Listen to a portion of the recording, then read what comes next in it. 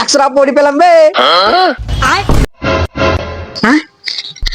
500 টাকা পড়ি পেলাম বে।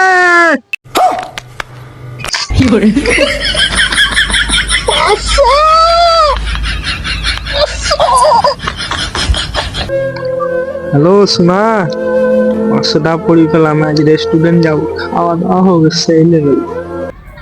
ভাই আমার 600 টাকা হারালছে, আপনারা পেয়েছেন?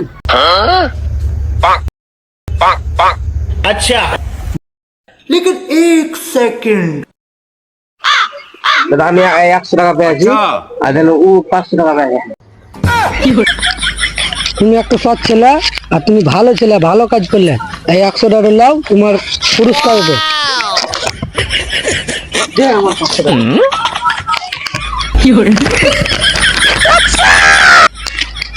শালা তোর আব্বাকে বলছি তুই বিড়ি খেতে।